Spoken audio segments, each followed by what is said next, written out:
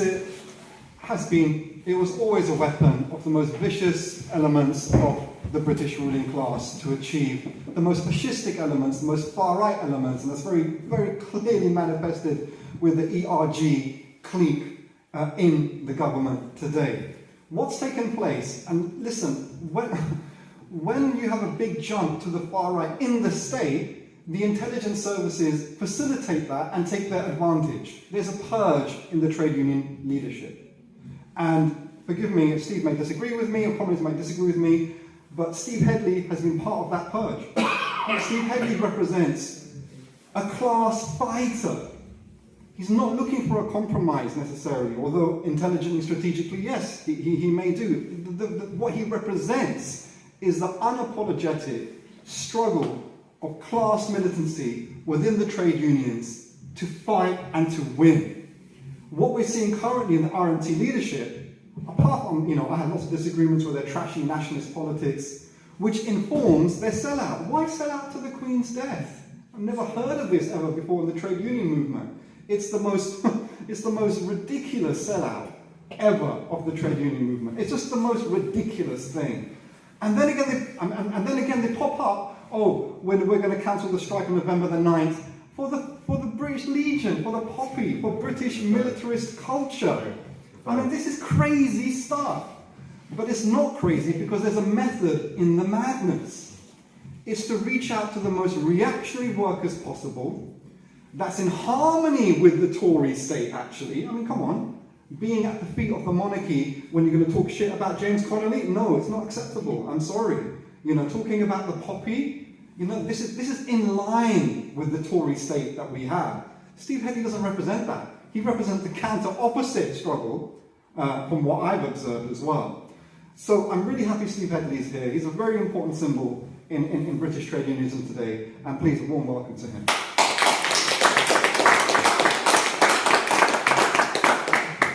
Well, thank you, Sue Campbell. Thank you for the Malcolm X movement for inviting me along here tonight. And if I have to say, a couple of years ago, if I could have seen myself with this table full of reprobates, I don't think I could have imagined it. There we are. My always fall from grace. Welcome. And thank you for your personal warm welcome. I'm glad you didn't hear my views on Brexit before you gave me we had that 5 years ago. to keep the subject of controversy going. I haven't come here to talk about Brexit, but I'll just make a few brief points. And they are, I was a supporter of Brexit. That was a long tradition, of a communist tradition actually, because the European Union and the NATO were two arms of the same thing. One was the economic wing of NATO, the European Union, that's what it was all about. And of course NATO was the arm wing of that, so there was nothing progressive about being in the European Union. In fact, if Corbyn had won the election in 2017, we would have enabled this, because there's no doubt about it. I've done the research. The privatisations of the railway, which are now taking place right across Europe, have been done by European directives. And package 1, 2, 3 and 4, we're currently in the middle of package 4, which is it's been slowed down because of the pandemic.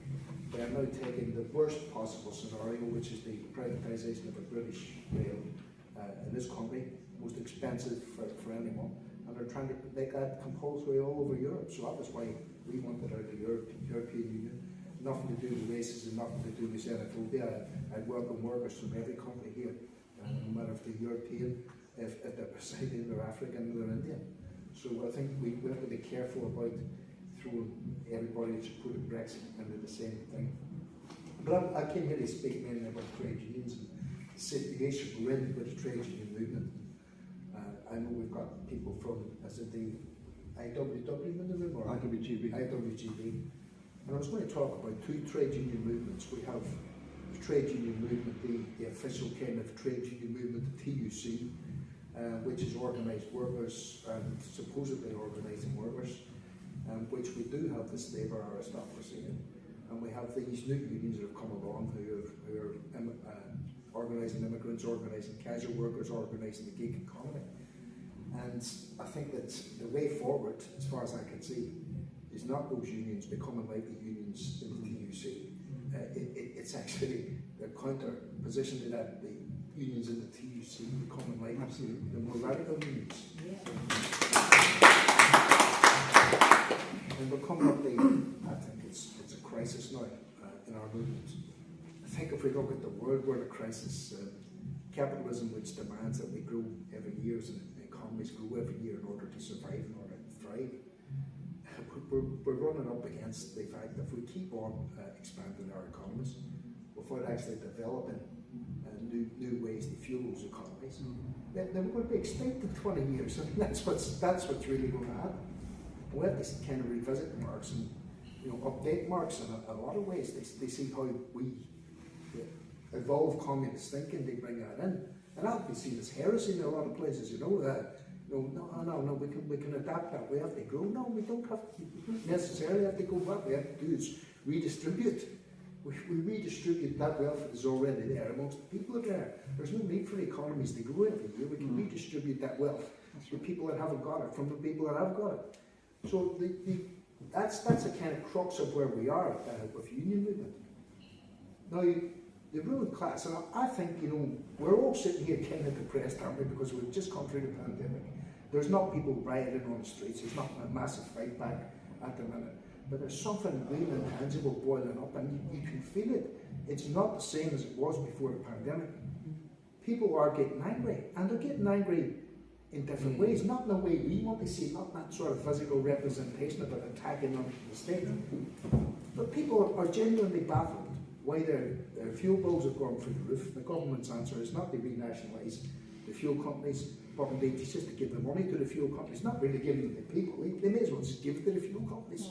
That 400 quid or whatever it is, it's not going to the people, it's going to the fuel. And this is building up.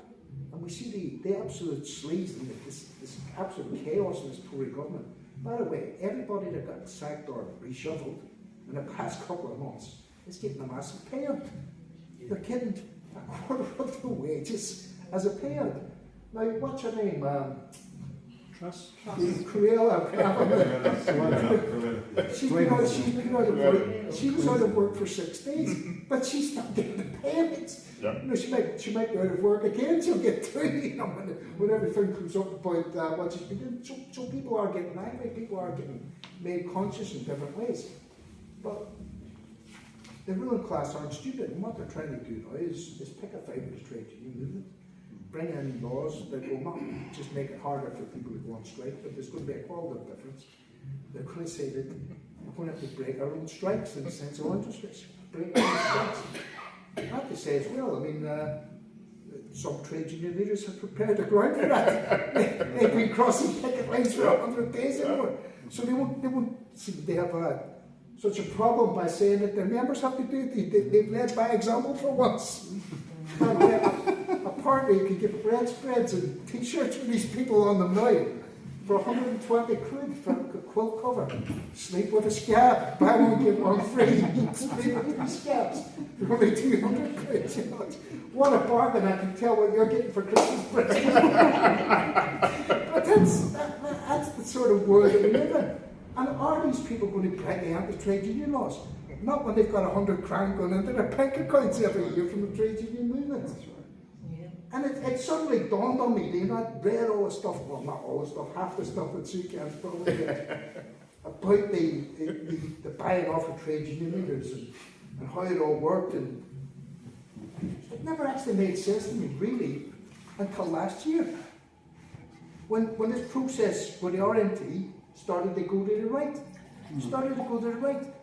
I had to question what I thought, and I was thinking, why have we never actually broke the anti-trade union laws? And then the elephant in the room started to trumpet.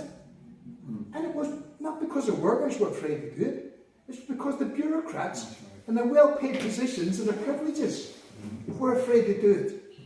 Because they knew the sequestration of the union would mean they'd no longer be on 100 grand a year. It wouldn't matter to the worker. All it would matter to the worker, they'd stop paying $5 a week, they'd save $5 a week. And union subs, that'd be the worst thing. Of course workers need organisations, but they don't need buildings. The organisation would still exist, but they took away the bureaucracy, and not only the elected leaders, but these sort of people that are all there. It's like a retirement home for ex-Morning Star people. Some of these buildings. Literally. They go to the Morning Star, they work for a few years, they write a few articles about how great trade union bureaucrats are. And then they get a nice little job with 50 or 60 grand a year for the rest of their lives in some union office somewhere, writing papers that no one ever reads and no one ever sees. But that's the reality, that's what you're up against. So when people talk about breaking the anti-trade union laws, first of all, you're going to have to go through that trade union bureaucracy. To actually break the anti-trade union laws, you're going to have to break the trade union bureaucracy and the hold it's got on the movement. So that was the main reason I kind of came here tonight. I want to open a dialogue with people with different points of view. How do we do that? How do we rebuild the rank and file movement, which most of the gains in this country came through worker self-organisation outside the official structures of the trade union movement. The trade union movement, from the general strike on, and well, the brother here explained before that, had a history of selling out, and that history will be continued. So how do we go about building a rank and file movement that will actually go further than the trade union bureaucrats? And the addendum to that is, I think that if we're going to do that, we may as well go the whole hog, right? We have to create, I'm not saying a red trade union and split away from the rest of the trade unions, but how do we make the trade unions red? How do we make people, or certainly a critical mass of people in the trade unions, come to the conclusion that they just don't want to fight for a longer tea break, or they don't want to fight for an extra few quid, but they actually want a revolution. Because if trade unions aren't consciously revolutionary, then they just become subsumed in the system, and in fact they become another layer of oppression in the system. And I thought for a long time that the RMT was different from that, but what I've seen happen to that union, and I have to say, right, how can you, right? There are some things that you just cannot be, right? There are polar opposites. You cannot be an Irish Republican and call off a strike when the Queen dies. You cannot be an Irish Republican and run off and not even Poppy Day, but a day that people were coming to sell poppies. Why couldn't they come the next day? When they strike? That is not what you do if you're an Irish Republican. And I have to say as well, and I don't want to offend anybody, but, this is a book, right? This is a book. Pardon me, it's a book that really ended up for a well caught. Indian cricket team. But this is a book. Now, if I pass a resolution to say this is not a book, this is a table, it will remain a book, okay? So people crossing picket lines and then passing a resolution to say that it's not a picket line doesn't make it not a picket line. Materially, it is still a picket line. And you cannot be a trade union leader and cross a picket line. I'm really, really sorry to say that. And that's where we are. We have the people that are adorning your bread spreads, I don't know how many, you might get a special offer. They're adorning your bedspreads and adorning your some people's t-shirts, appearing on the Question of Sport, some of them, as heroes of the working class, breaking the most fundamental rule within the trade union movement is you don't cross the picket line, and that's not acceptable. And to be honest, the people that are allowing that to happen uncritically, like the Morning Star, like the Socialist Party, like the Communist Party of Britain, are an absolute disgrace. And people who call themselves Republicans and are justifying what's going on there, they're not Republicans. That's not the behaviour of Republicans. That's the behaviour of Free Staters. That's what it is. So don't call yourself Republicans. Take down that flag, Irish traitors.